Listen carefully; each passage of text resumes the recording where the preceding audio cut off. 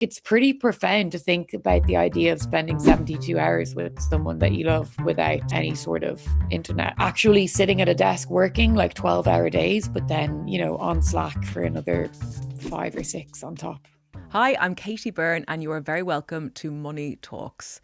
My guest today is Rosanna Irwin, who is the founder of Samsú Cabins. A lot of people, they dream about packing in their corporate job and starting their own business, but Rosanna actually did it. So we're going to chat today about her decision to leave that job behind, about burnout, and about the financial safety net that one might need to start a business and all the money kind of problems and challenges that come along the way.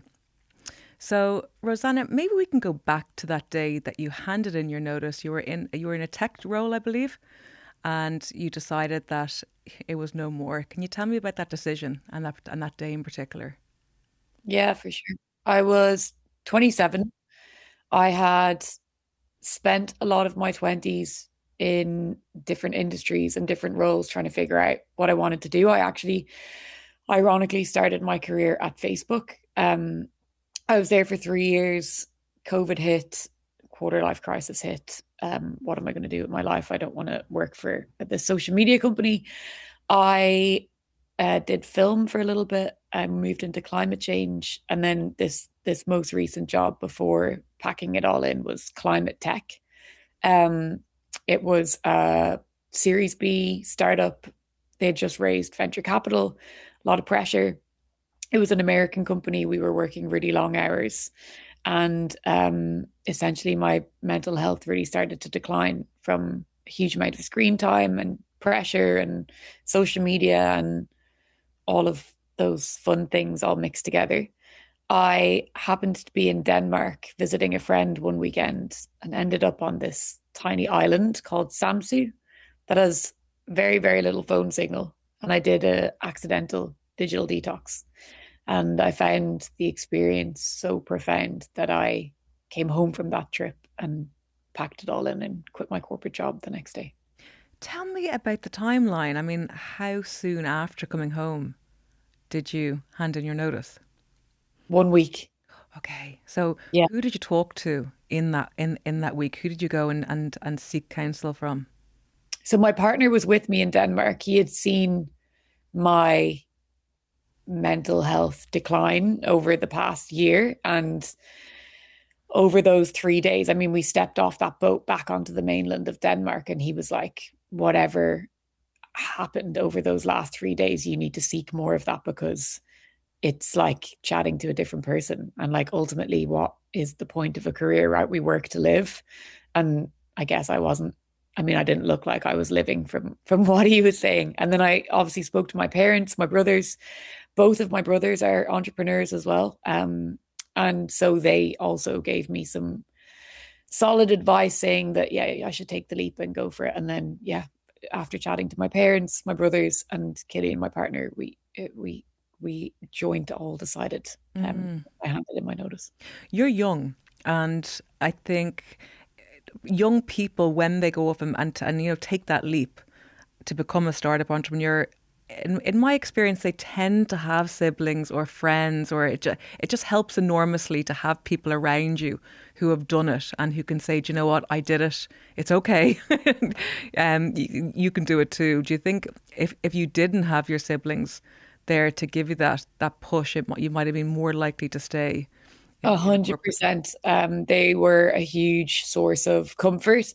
The brother closest to me in age runs a super successful sauna business, and I think watching him go before me on his journey was very comforting. Probably a little bit unrealistic because they've had so much success, but yeah, it was definitely comforting to know that my parents both worked for themselves as well. So it wasn't crazy. And then on the point of being young, yeah, I couldn't agree more. I think like I don't have a mortgage, I don't have dependents. It was much easier for me to take this leap. If it didn't work out, I knew I could always just go back to that world. So I think, yeah, being young is also helpful, and a little bit of naivety. I think like looking back over that first year, it was so hard. And if I had known how hard it was would you do it again? I'm not 100% sure because it's so difficult. So there has to be this element of naivety as well, I think. Mm-hmm. Can we go back to the burnout for a moment? You mentioned long hours, but long hours mean different things to different people. What did long hours mean for you? So you'd wake up at 6 a.m. and America would still be online. The guys that were working late, they'd still be online from the night before. So it's like 10 p.m. their time. So they're still on Slack. So you're immediately like getting responses on Slack as soon as you open your phone. There's also no boundary anymore between work and home because all of the work apps are now on your phone. So you're accessible from the moment you wake up. Would go into the office for about 8 and work there until about 6, by which time America have come back online again for their next day. And so you're then, if you want to get anything done with the American team, then you need to remain online until 10, 11 at night. Okay. So, it's hard to define when you're actually working because you're available and replying to messages at all times. And these young startups, especially that have raised venture capital, are under huge revenue targets. And so, there's a culture of you've got to be available and online at all times. Yes. So yeah, I would say like actually sitting at a desk working like 12-hour days, but then, on Slack for another 5 or 6 on top Yes. before and after work. So it's intense. Mm. And then you're addicted to your phone anyway. So if you're not working, you're scrolling Instagram and TikTok and everything else that goes with it. So that doesn't do great stuff for the brain either. Mm-hmm. Mm-hmm. I've always felt that burnout's something that people can really only see properly in retrospect. When they can finally see the wood from the trees, they can look in. They're like, oh gosh, I was really burnt out. Then was it like that for you? That like the further you stepped away from the job, the more you saw that you were There was in burnout. there was a couple of moments that so one day I actually threw up on my way to work just out of sheer like stress and panic. Um, so that was sort of a like physical, symptom that, you step away back onto the train and you're like, that's not normal. Like no one should be doing that. And then also my parents, my dad and my two brothers came to visit me in London one weekend, and I had a panic attack in a restaurant. So again, like not normal and a physical symptom. But I wouldn't have said I was burnt out until we got to Denmark and you sort of step away from those 3 days. And yeah, as you say, you realize that the behavior up until that point was, very not normal. And how did your family respond to that when they saw that happen? I think they were quite shocked. I think I had done a pretty good job at masking what was going on. I think, there's an element of pride. There's an element of I'm over in London trying to make my own way and trying to be independent and try to, make something of myself in my own right. And I didn't maybe want to let them know how bad it was because also they'd worry as well. So, yeah, there was certainly no hiding it that night. So I think they, yeah, got a bit of a shock. I think my dad also maybe didn't at the time understand anxiety. I think he just thought that anxiety is just worrying. And I think, then he saw the physical reactions that can happen to something like that. Hmm. So I think he was shocked, but also maybe confused. He probably didn't know how to react for a while. But yeah, obviously hugely supportive. That panic attack was about a week before Copenhagen, so it all happened quite quickly. Yes. Panic attack, Denmark, quit my job and moved home. So Mm-hmm. it was quick succession. Yes. Tell me about then. So the day you handed in your notice, what did you do directly afterwards? I I think I went for a really long cycle in Victoria Park in London and just felt this sense of weight off my shoulder. And so I knew then that my anxiety and these feelings that I was having in this burnout that I was experiencing was so closely tied to my job and my career because as soon as I made that switch, I instantly felt so much better. Um, and then, yeah, I had 4 weeks of notice to give. So served those out and then moved home. Okay. So, Samsú, tell me about starting this business, coming up with the idea for it, getting funding if you were able to get any, or finding the money yourself. Like, did you actually have a safety net? Did you have something put aside to help start this business? Yeah, luckily I had a tiny amount of savings that still left over from those lucrative times at Facebook. They were Yes. the best of times financially. So I had a bit of that. I got a microfinance loan as well, which was hugely helpful through my local enterprise office. And then, as most startups do, there was some friends and family loans put in as well. So very much like scrambled together the funds for that first cabin. Hmm. And then for that first year, I lived at home with my parents. I had a second job and I didn't draw any money from the business at all. So everything that I earned went straight back in. And I survived for that first year and managed to get to this second cabin. Um, I'm still working a second job, albeit not as intense as last year, while we're working on our third cabin. And if the math correctly, after cabin three and this new phase of growth that we're about to do, I will be full-time Samsú in the next couple of months, which is very exciting. Okay, so what's that timeline then? So are we looking at Summer, this summer. 3 years though, like in terms Yeah, of so launch? yeah. Okay, because I'm always curious about that with entrepreneurs. It's like how long before you turn successful, or how long before you start taking profits, or even that you can just go into the business full time. So that's Yeah, interesting. I think it definitely varies business to business. Mm. Like Samsung's really capex heavy, which, you know, there's nothing that I can, well, I'm doing something about it, but to begin with, it was very capex heavy. So there's, that's just the way it is. Yes. And I do think that like people should be aware that it's not easier to own your own company at all. I mean, it's definitely harder. Um, you're thinking about it 24/7 and you're working really hard. But if it is for you, and it definitely is for me, because you're working for yourself and the work that you're doing directly impacts you and your life and your well-being and your outcome, it's a completely different frame of mind that you're in. And for me, it doesn't feel like work.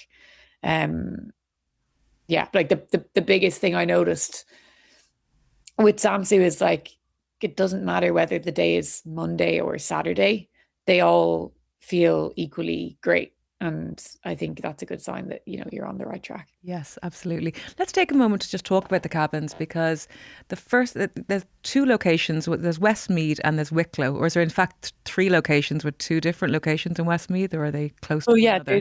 there's two cabins in Westmeath and one in Wicklow, and then there's one launching in Mayo in April and two in Kilkenny in around September time.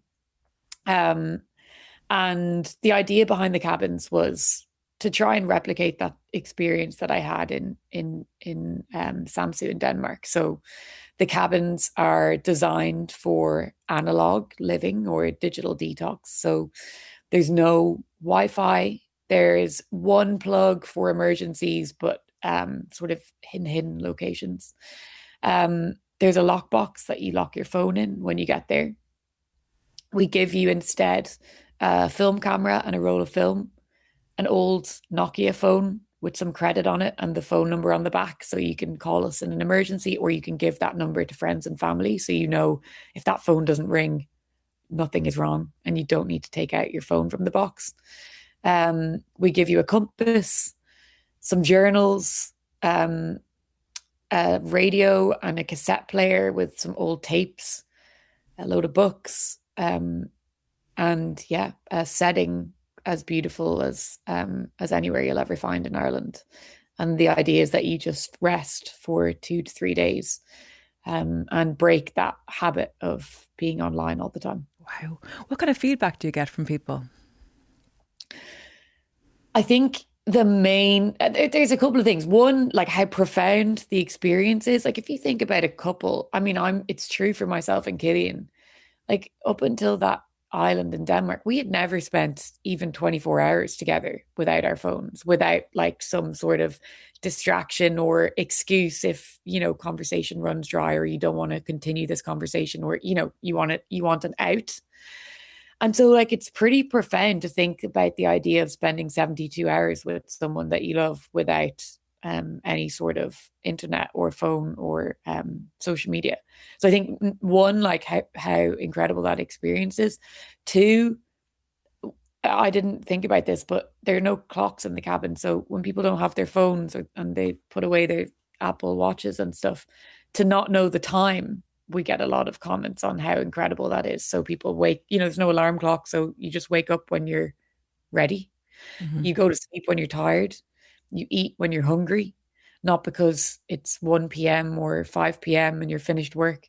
So you're now on cabin number three. What's the grand plan? So the goal over the next couple of years is actually to build out a platform. We've gotten a huge amount of requests from landowners that already have a cabin or a space that want to join Samsú. Um, and also other spaces that are in nature that aren't necessarily cabins that want to join Samsú. So the goal is to build out a platform that prioritizes design-led spaces in nature for people to slow down in. So if you are looking to book somewhere to go and stay for a couple of days or a weekend or anything like that, and you want to go to nature, you want to get away from it all, you would come to Samsey. Mm. The business model, it's all about slowing down, but at the same time, to set up and start a business, a successful business, you need momentum. So, what's that like for you? I mean, have you slowed down a little bit, or are you still kind of chasing your tail to get ahead? Yeah, it's a great question. I live in a huge amount of irony, especially because about 95% of our bookings come from social media, which means that I need to spend a huge amount of time on social media beating the drum of Samsung and spreading our message. Um, and to your point, the first few years of any business are incredibly intense. You're bootstrapped, you are one person, you can't afford to have team members across all the different areas of the business. So yeah, there is an irony to what I'm doing in that me enabling other people to slow down has definitely meant that I'm working longer. But as I said earlier, it really doesn't feel like work. It really does feel like this is the thing that I was meant to do, and that everything that I worked on in all of those other jobs have sort of led to this moment. Um, and yeah, I think when you do what you love, it doesn't feel like work. Yes. Uh, Is there anything you miss about the corporate world? oh God, there's a lot that I miss from those Facebook days. They were great, like the snack wall and the Yeah. breakfast, lunch, and dinner. They were pretty nice. What's the snack wall? They used to have these snack walls with like every possible snack that you could think of, from like protein bars to Maltesers to Kellogg's cornflakes, and you could just take whatever you wanted at any time. Nice. It was a trap, obviously, to get us to stay there longer, but it Yes. was great. Yes. Um, what do I miss? I guess I miss the camaraderie of a team. But I think and hope that that's in my future. Um, and I miss maybe like the social pints that you go for after work on a Thursday, that maybe don't happen as much anymore. But for all of those things that you miss, you've gained so many more in other ways. And I still go to WeWorks and still work with loads of other freelancers that mean I'm not on my own all of the time. So Yes. yeah, So one. for anyone who is like you would love to set up their own business, but is, in the corporate world or, working at a 9 to 5 right now, what advice would you give them, as someone who did it and might have done it, a little bit impulsively, but, it was successful for you, but looking at that, is there any advice you'd give somebody who would like to do it? Yeah, for sure. I wouldn't do it the way that I did it. But mine was sort of out of a position of, something big had to change for Yes. me. But I had never heard of the term quiet quitting, and I think that that's an incredible term. And there with AI and ChatGPT, you can do such incredible amounts of research now in such small periods of time. So I would try and stay in your job as long as possible and build that momentum on your own downtime in your evenings and weekends. Um, and speak to your local enterprise office. They're incredibly helpful. They can give you mentorship and support and really help you to tease out whether this idea is viable or not. And there's also huge networks out there for founders, especially female founders. I'm doing a program at the moment called Going for Growth, and it's been so helpful to meet other founders that are going through similar problems. So yeah, I would say stay in your job as long as possible, do as much research as possible, and speak to your local Leo before you take the jump. And finally, is there anything that you spent money on in the first year as an entrepreneur that you look back on now and think, gosh, I wish I didn't spend that. It was too early to spend. It was unnecessary. I could have got it for cheaper. Oh, that's a good question. I think I tried to cheapen out on my accounting by paying like a bookkeeper that I found online. And actually, in hindsight, I should have just paid the bigger bucks and had